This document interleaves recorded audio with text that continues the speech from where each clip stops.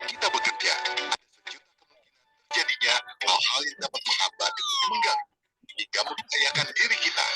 Namun, apakah karena adanya kemungkinan-kemungkinan tersebut, kita harus berhenti bekerja dan membiarkan waktu berlalu begitu saja?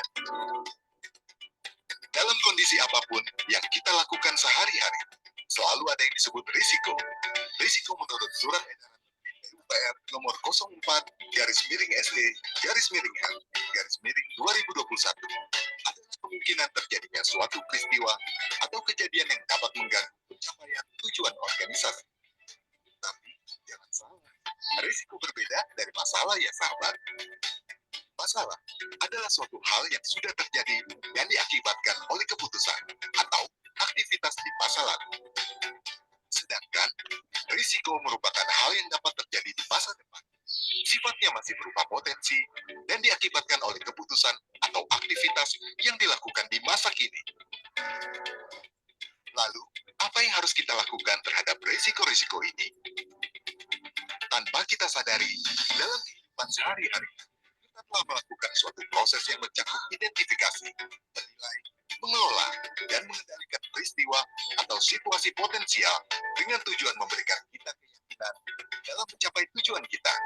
Contohnya, menggunakan helm supaya terhindar dari dampak signifikan dari terkena jatuhan material di tempat kerja.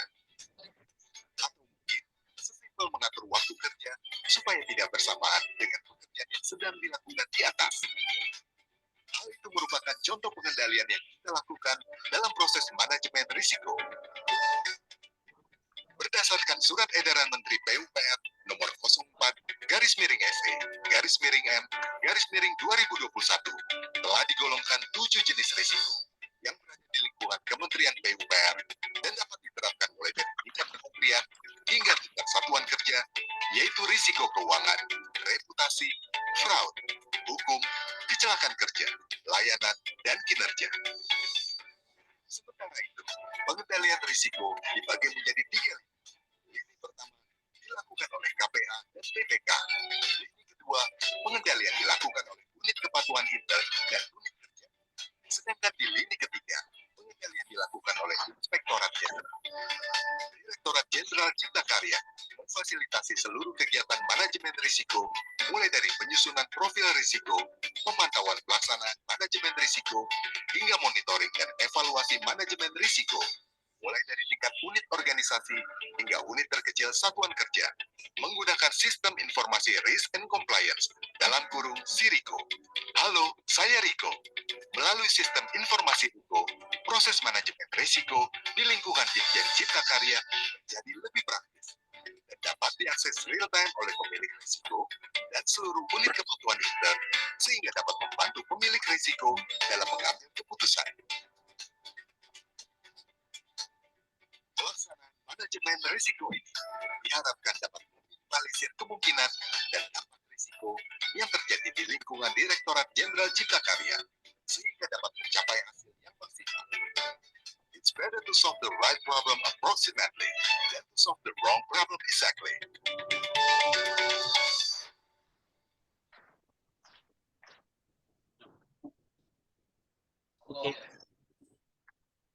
Assalamualaikum warahmatullahi wabarakatuh. Assalamualaikum warahmatullahi wabarakatuh. Selamat malam, salam sejahtera untuk kita semua. Tadi kita sudah bersama-sama melihat yang telah diputar tadi video tentang manajemen risiko yang diambil dari Cipta Karya PUPR. Jadi di sini kita sama-sama bisa memberikan semacam komentar kita tentang manajemen risiko tadi terhadap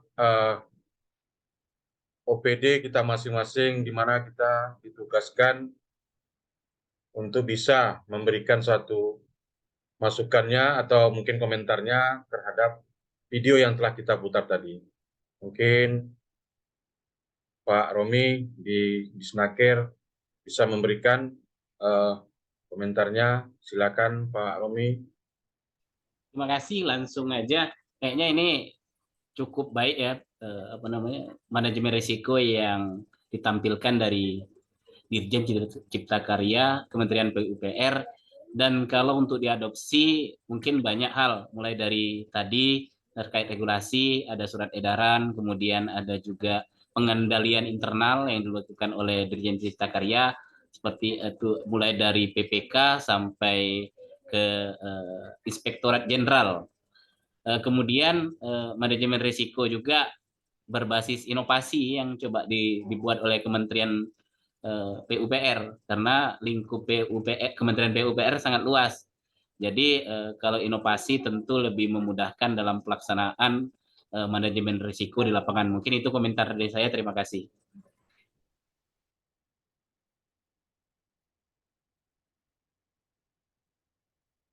Terima kasih Pak Romi, dan selanjutnya mungkin kita bisa dengarkan dari Pak Irzauzi dulu, Pak Irzauzi Sogani, dan mereka juga dari Dinas PUPR.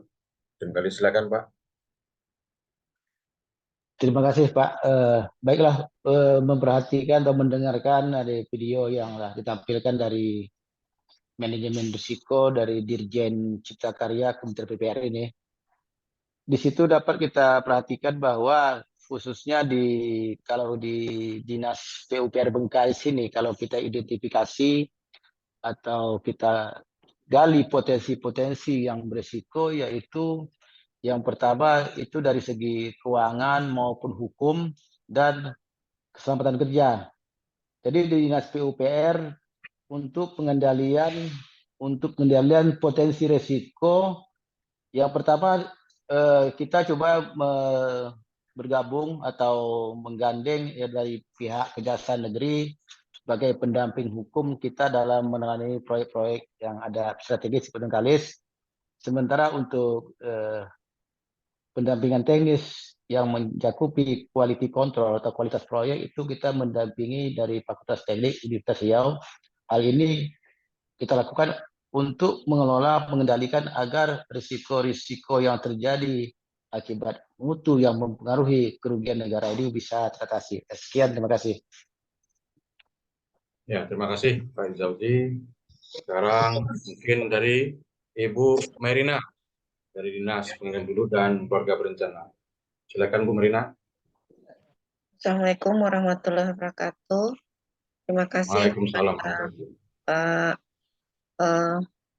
Tasril.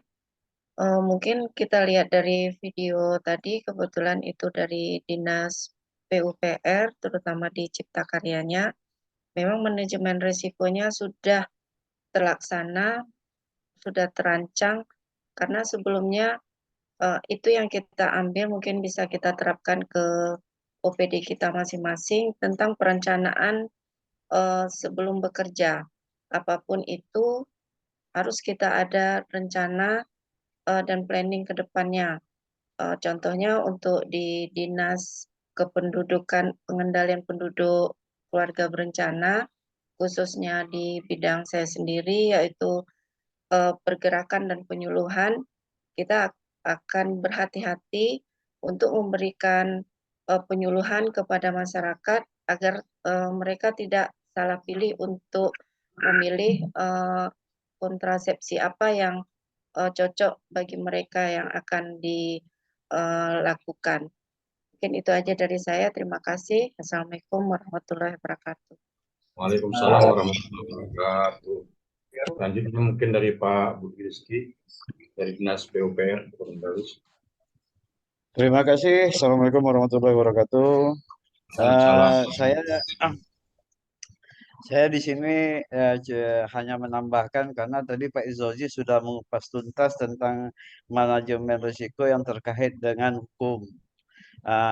Jadi kalau saya berbicara di bidang saya, tentu kami dari Dinas PUPR dari video tadi artinya kita dapat menyimpulkan untuk sebelum melakukan pekerjaan itu kita sudah mengatur jadwal